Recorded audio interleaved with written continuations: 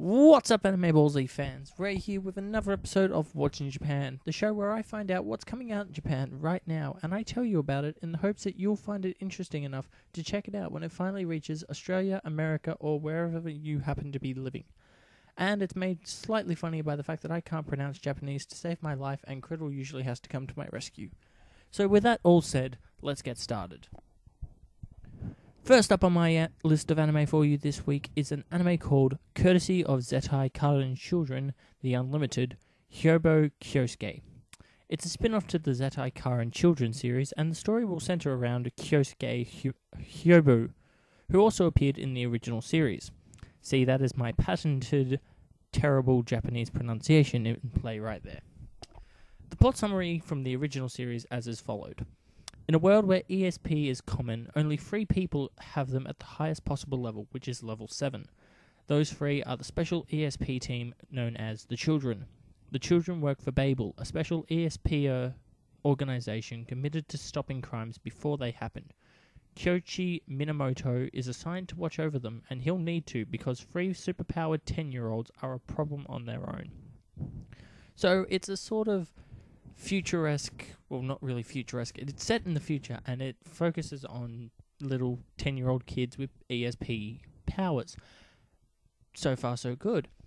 It'll be interesting to see what sort of shenanigans they get up to, and whether they go out and solve crimes, and how the animators are going to take this series, but it's definitely something to keep an eye on, and I'm definitely going to be checking this out when it finally gets an Australian release.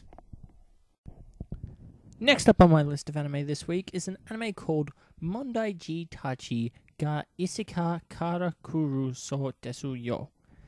The story follows Izuyoi Sakamaki, a boy who is bored with the entire world. One day, an envelope arrives for him.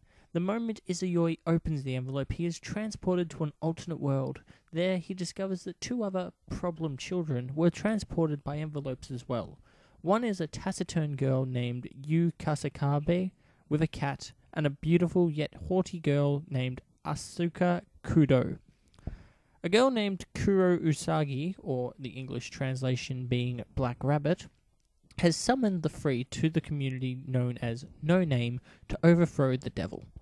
So, from what I understand, it's sort of like a mixture between Alice in Wonderland or Alice Through the Looking Glass and the anime that I reviewed a couple of weeks back named Batum, which involved a guy getting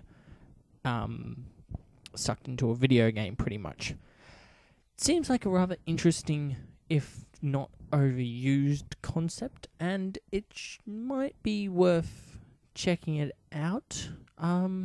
Definitely, hey, if it sounds like your sort of thing, if you enjoy all those Alice in Wonderland spin-offs and spoofs and parodies and stuff, then definitely check this one out. But yeah, it may not be everyone's cup of tea. Finally for this week is an anime known as Sesame Son at Gunbaranai.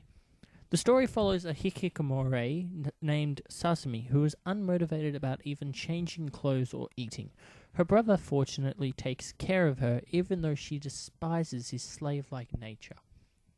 Sesame spends her days viewing the outside world via a brother surveillance tool on her computer. In the outside world, the 3 beautiful Yagami sisters and Sesame's brother are in the middle of relationships worthy of a romantic comedy. Whether the series itself takes the turn onto the romantic comedy boulevard, which many anime have taken the route of, or whether the anime more focuses on Sesame and her reactions to what happens in the outside world, and whether it deals with her getting over her hikikomori and maybe going out and braving the outside world like what they did in Welcome to the NHK, which, by the way, is a great series and I highly recommend it to everybody. Either way, that is yet to actually be found out. It's not coming out until next month, so we've got a couple of weeks before we find out. But it's definitely going to be interesting seeing which route that the writers want to take with this anime, because it could go either way right now.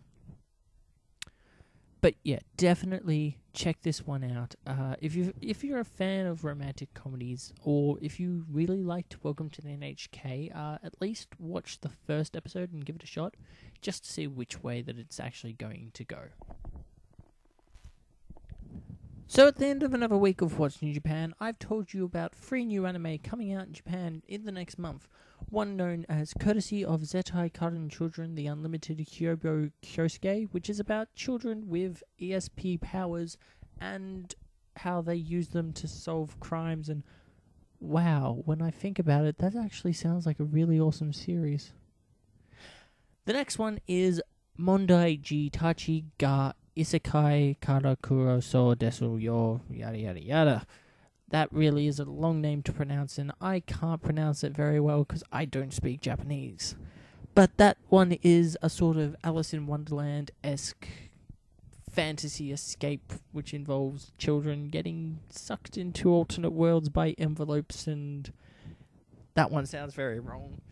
And the final one is just simply known as Sesame Son at Ganbairinai, which involves dealing with a hikikomori and her, I guess you would term it as spying on her brother and his relationships, which also sounds very wrong, but could be rather interesting. I'm Ray. This has been another episode of What's New Japan. Catch you on the flip side.